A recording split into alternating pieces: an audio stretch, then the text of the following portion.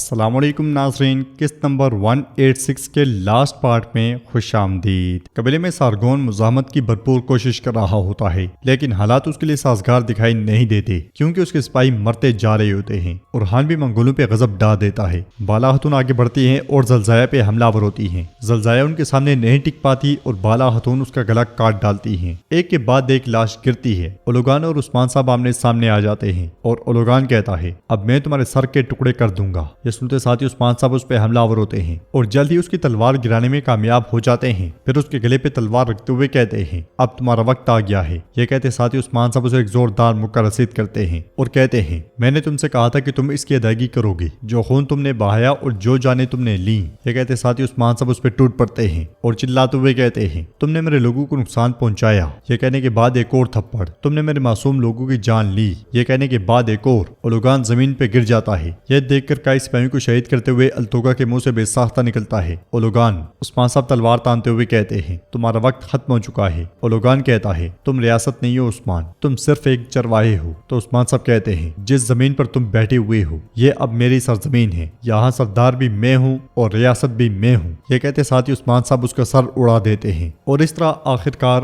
ظالم جابر اور مغرور اولوگان اپنے انجام کو جا پہنچتا ہے۔ اپنے کئی ساتھیوں کے مر جانے کے باوجود احسن بیگے کی اب بھی مزاحمت جاری ہوتی ہے۔ سارگون اس کے پاس آ کر کہتا ہے، ماں ہمیں جانا چاہیے، تمام نوکر مر چکے ہیں۔ تو احسن بیگے کہتی ہے، میں جب واپس آؤں گی تو میں سب کو ختم کر دوں گی۔ یہ کہتے ساتھ وہ سارگون کے ساتھ بھاگ پڑتی ہے۔ بلندی پر سے صوفیہ ہریستو کے ساتھ یہ سارا منظر دیکھ رہی ہوتی ہے۔ ہریستو کہتا ہے، عثمان نے اپنا قبیلہ واپس لے لیا ہے، احسن بیگے اور اس کا بیٹا فرار ہو رہے ہیں۔ تو صوفیہ کہتی ہے، بیوقوف، انہیں عثمان کو ہلکے میں لینے کی سزا مل رہی ہے۔ ہریستو پوچھتا ہے، ہم کیا کریں گے؟ عثمان اب پہلے سے زیادہ مضبوط ہے۔ یہ سنتے ساتھ ہی صوفیہ مسکرا دیتی ہے۔ جنگل میں سارگون اور احسن بیگے بھاگ رہے ہوتے ہیں۔ احسن بیگے چلاتے ہوئے کہتی ہے، انہیں ہمارے پیچھے مت آنے دینا۔ عثمان صاحب ان کا تعاقب کر رہے ہوتے ہیں اور ان کے پاس پہنچتے ساتھ ہی انہیں کاٹنا شروع کر دیتے ہیں۔ ایک منگول بالا خاتون پہ بڑا خطرناک وار کرتا ہے۔ بالا خاتون خود کو بچاتی ہیں اور اسے کاٹ ڈالتی ہیں۔ سپاہیوں کا صفایا کرنے کے بعد وہ دونوں احسن بیگے کے پیچھے نکل پڑتے ہیں۔ قبیلے میں اورحان اور علاؤالدین التوگا کی جانب بڑھ رہے ہوتے ہیں۔ اورحان کہتا ہے، اولوگان کا کتا، تم آج تمام زندگیوں کا حساب دو گے اپنی جان کو گنوا کر۔ علاؤالدین کہتا ہے، تمہارا مالک مر گیا ہے، اب تمہاری باری ہے۔ تو التوگا کہتا ہے، آتشی لڑکی، مجھے تمہارے ہاتھ میں کیل نہیں ٹھونکنا چاہیے تھا بلکہ تمہارے سر میں ٹھونکنا چاہیے تھا۔ اورحان کہتا ہے، تمہیں ایک بہت بڑا موقع ملا تھا، میں نے تم سے کہا تھا کہ تمہیں بعد میں اس پر افسوس ہوگا۔ یہ سنتے ساتھ ہی التوگا سپاہیوں کے ساتھ ان پہ حملہ کر دیتا ہے۔ علاؤالدین سپاہیوں سے جبکہ اورحان التوگا سے نمٹتا ہے۔ کچھ دیر کی لڑائی کے بعد اورحان التوگا کے ہتھیار گرا دیتا ہے اور اسے الٹے ہاتھ کا ایک زوردار تھپڑ رسید کرتا ہے۔ التوگا جیسے ہی حملہ کرنے لگتا ہے اورحان اسے لات مار کے زمین پہ گرا دیتا ہے۔ علاؤالدین بھٹکنے والے منگولوں کو بھی مار گراتا ہے۔ اورحان کہتا ہے، عثمان صاحب کا دروازہ ہر کسی کے لیے کھلا ہے، وہ عظیم اللہ کے حکم سے ہر کسی کو ایک آخری موقع دیتے ہیں۔ اب میں تم سے آخری بار پوچھ رہا ہوں، معافی طلب کر کے حق کے راستے کا انتخاب کرو۔ التوگا اس سے کہتا ہے، مذاق کر رہی ہو؟ اورحان میں اپنا سر تو دے سکتا ہوں لیکن پھر بھی جیر کتے کی طرح تمہارا کتا بننا پسند نہیں کروں گا، ہرگز نہیں۔ اورحان اس سے کہتا ہے، التوگا تم نے جینے کا نہیں مرنے کا انتخاب کیا ہے۔ یہ سنتے ساتھ ہی التوگا بازو پھیلا کر آنکھیں بند کر لیتا ہے اور اورحان ایک زبردست وار سے اس کی شہرک کاٹ ڈالتا ہے۔ اس طرح اولوگان کے بعد التوگا بھی اپنے انجام کو جا پہنچتا ہے۔ علاؤالدین کہتا ہے، جیرکتے سب سنیں گے تو پریشان ہوں گے،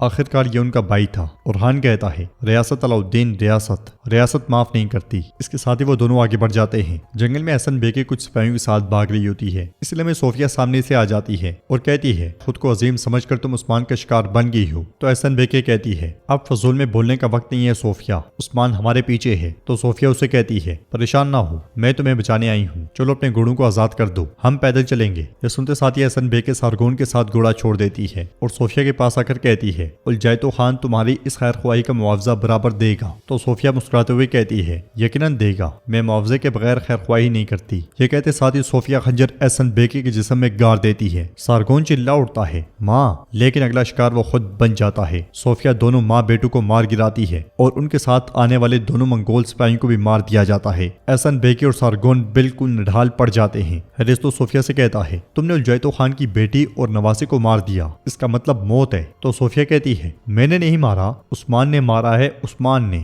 ہریستو، عثمان ایسی غلطی کیسے کر سکتا ہے؟ اب الجیتو خان اس غصے سے کائی قبیلے کو زمین بوس کر دے گا۔ یہ کہتے ساتھ ہی صوفیہ آگے بڑھ جاتی ہے، مگر ایک گواہ یعنی کہ بیگم یہ سارا منظر دیکھ رہی ہوتی ہے اور پھر وہاں سے چل دیتی ہے۔ ادھر حلیمہ پریشان ہوتے ہوئے لوسیہ سے کہتی ہے نہیں، میرا خاندان مر چکا ہے، بالا اور عثمان نے مارا ہے، تم نے بتایا، تم نے شروع سے مجھے بتایا تھا، میں اسی مقصد کے لیے زندہ ہوں، میں ان لوگوں سے انتقام لینے کے لیے زندہ رہی، انہیں مارنے کے لیے۔ اس کی آنکھوں سے آنسو بہہ رہے ہوتے ہیں اور لوسیہ کہتی ہے نہیں، تم انہیں نہیں مار سکتی، تم حقیقت جانتی ہو، صوفیہ تمہاری جلاد ہے۔ حلیمہ کہتی ہے تم جھوٹ بول رہی ہو، میری خالہ تمہیں مارنے میں حق بجانب تھی، تم پاگل ہو پاگل، تم غدار ہو غدار۔ لوسیہ کہتی ہے پوئینا، تم اس کی سب سے بڑی بدترین سب سے بے رحم چال تھی، اس نے تمہیں تمہارے اپنے ہی خاندان کو مارنے کی پرورش کی، تم عثمان صاحب اور بالا خاتون کی بیٹی حلیمہ ہو، مجھے معاف کر دو۔ یہ سنتے ساتھ ہی حلیمہ کی آنکھیں کھلی کی کھلی رہ جاتی ہیں، وہ روتے ہوئے کہتی ہے نہیں نہیں۔ ادھر جنگل میں عثمان صاحب اور بالا خاتون احسن بیگے کے تعاقب میں ہوتے ہیں، مگر کچھ دیر آگے بڑھنے کے بعد وہ ان کی لاشوں کے پاس جا پہنچتے ہیں۔ وہ یہ منظر دیکھتے ہوئے چونک جاتے ہیں اور ایک دم سے گھوڑے چھوڑ کر ان کے پاس آتے ہیں۔ بالا خاتون احسن بیگے کی حالت کا جائزہ لیتے ہوئے کہتی ہے یہ مر چکی ہے، کس نے ان کی جان لی،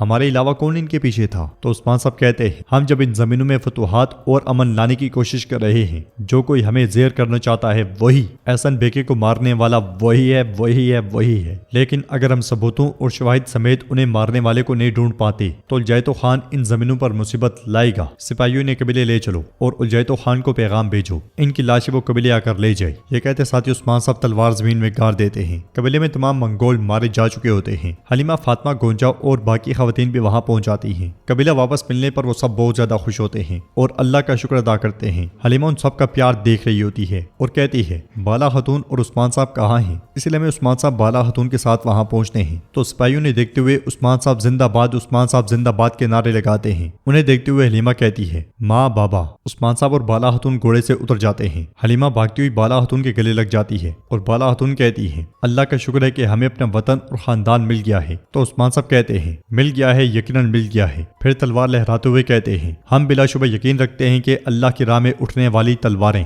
ہمیشہ فاتح ہوتی ہیں۔ ہم نے اپنا قبیلہ کافروں سے پاک کر لیا ہے، اللہ کے حکم سے ہم غالب ثابت ہوئے، لیکن ہم اپنی منزل کو اچھی طرح جانتے ہیں۔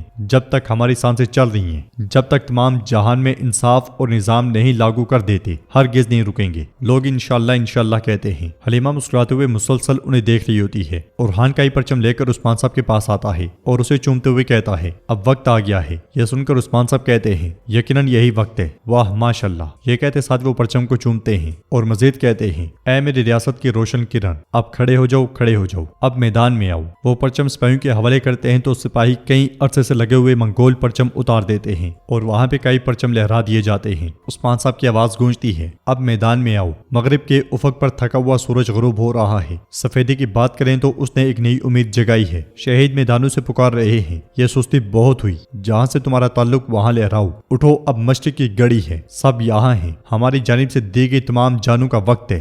دلیر گھوڑے تمہارے بغیر اکیلے دوڑ رہے ہیں، ہوا ہمیشہ تمہاری منتظر ہے، اب اٹھو، عالمی نظام کے لیے بیدار ہو جاؤ، سچائی اور ہوا کے ساتھ پروان چڑھو۔ عثمان صاحب خوش ہوتے ہوئے اپنے تمام گھر والوں کو گلے لگا لیتے ہیں۔ حلیمہ بھی دور کھڑی یہ منظر دیکھ رہی ہوتی ہے۔ پھر عثمان صاحب سرداری خیمے کی جانب بڑھتے ہیں، ان کی آواز گونجتی ہے عزت سے بھرے دل تمہاری طرف سے خوشخبری سننے کے منتظر ہیں، میری یتیم قوم تمہارا سایہ مانگ رہی ہے، سنو آسمان پر چیخیں گونج رہی ہیں، پہاڑ پتھر اللہ اکبر کے صداؤں کے ساتھ تمہیں بلا رہے ہیں، اپنی عزت کا غبار مٹا دو، اب اٹھو، آزادی کے لیے قدم اٹھاؤ، سچائی اور ہوا کے ساتھ پروان چڑھو۔ اس کے ساتھ ہی عثمان صاحب اپنے گھر والوں کے ساتھ خیمے میں داخل ہوتے ہیں اور وہاں سے منگول پرچم اتار دیا جاتا ہے۔ آواز گونجتی ہے چنار کا درخت تیرے سائے میں بڑھے، تیرے گنبد کے نیچے اذان محمدی کبھی بند نہ ہو، تمام علاقوں میں اللہ کی خوشخبری پہنچے، آخری پیغمبر ہمارے رہبر اور سرخ سیب ہمارا واحد ہدف ہے، اٹھو اور ترکوں کی تاریخ کو اپنی پشت پہ لو، اپنی شہ نشان بلندی پہ لہرانے کے لیے کمر کسو۔ یہ کہتے ساتھ ہی عثمان صاحب تخت پہ بیٹھ جاتے ہیں اور کہتے ہیں اب نئے دور کے دروازے کھلنے کا دن